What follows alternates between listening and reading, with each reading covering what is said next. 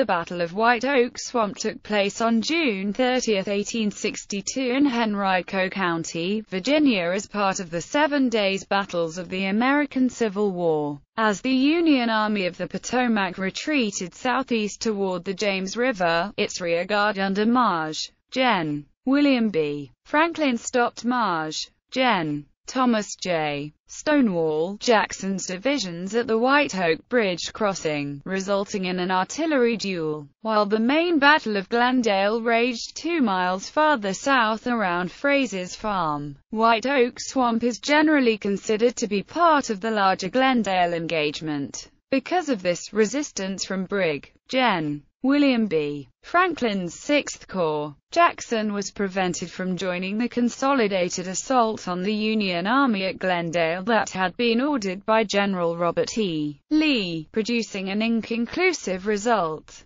but one in which the Union Army avoided destruction and was able to assume a strong defensive position at Malvern Hill. Background: the 7 Days battles began with a Union attack in the minor Battle of Oak Grove on June 25, 1862, but McClellan quickly lost the initiative as Lee began a series of attacks at Beaver Dam Creek on June 26, Gaines's Mill on June 27, the minor actions at Garnett's and Golding's Farm on June 27 and June 28, and the attack on the Union rearguard at Savage's Station on June 29.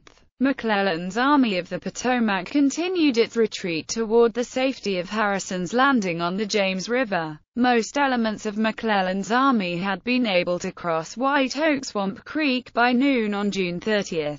About 1/3 of the army had reached the James River, but the remainder was still marching between White Oak Swamp and Glendale. Lee ordered his Army of Northern Virginia to converge on the retreating Union forces, bottlenecked on the inadequate road network. Stonewall Jackson was ordered to press the Union rearguard at the White Oak Swamp crossing while the largest part of Lee's army, some 45,000 men, would attack the Army of the Potomac in mid-retreat at Glendale, about 2 miles southwest, splitting it in two. Stonewall Jackson had acquired fame for his brilliant campaign in the Shenandoah Valley, but had performed poorly so far under Lee's command in the 7 days. Perhaps too fatigued from his campaign and travel from the valley, he arrived late at Mechanicsville and inexplicably ordered his men to bivouac for the night within clear earshot of the battle. He was late and disoriented at Gaines's Mill. He was late again at Savage's Station. The upcoming action in support of Lee's assault at Glendale would offer him another opportunity. Jackson and Lee met privately on the morning of June 30 at Savage's Station, and Lee's exact orders were not recorded, but they apparently were for Jackson to march to White Oak Swamp and engage the Union forces there to prevent him from reinforcing the remainder of the rearguard at Glendale, the last Union unit to travel south through White Oak Swamp, and thus Jackson's target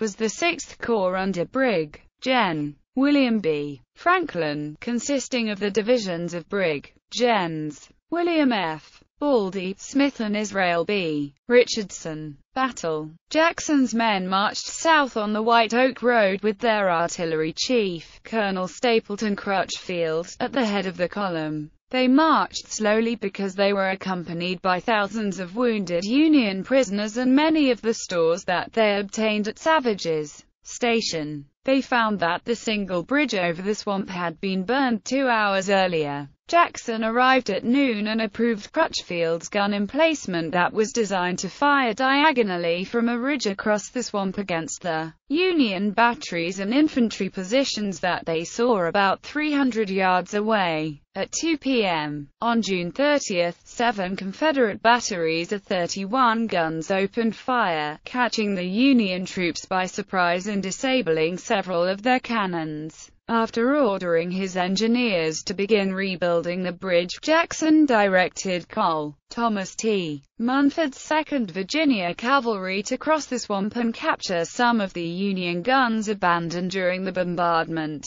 As the men and horses waded through water that was belly-deep and fouled with debris, Jackson and Maj.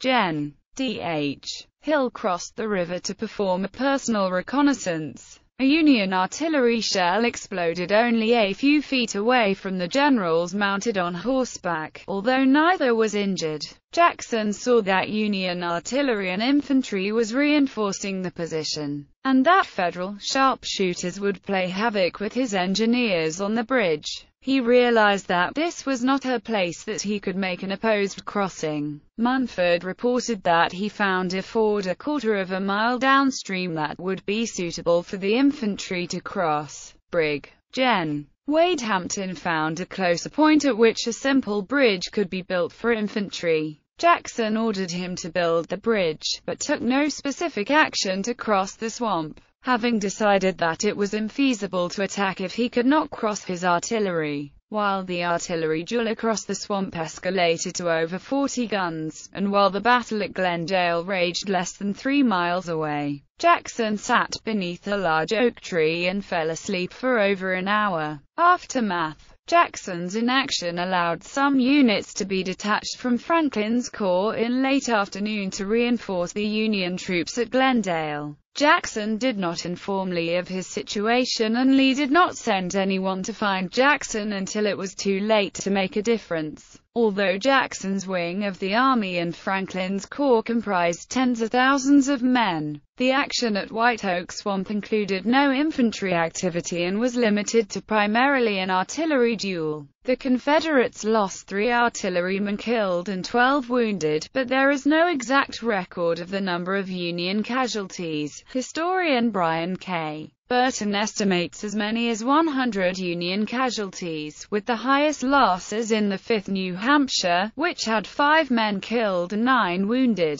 After dinner with his staff that night, Jackson fell asleep again, with a biscuit clenched between his teeth. Upon awakening he announced, "Now, gentlemen, let us at once to bed, and rise with the dawn, and see if tomorrow we can do something." 2 weeks later he offered an explanation for his unusually lethargic conduct at the battle. "If General Lee had wanted me, he could have sent for me." Lee never criticized Jackson's performance in the battle. Edward Porter Alexander, the prominent Confederate artillery commander and post-war historian, lamented about the great lost opportunity at Glendale and White Oak Swamp. "When one thinks of the great chances in General Lee's grasp that one summer afternoon, it is enough to make one cry."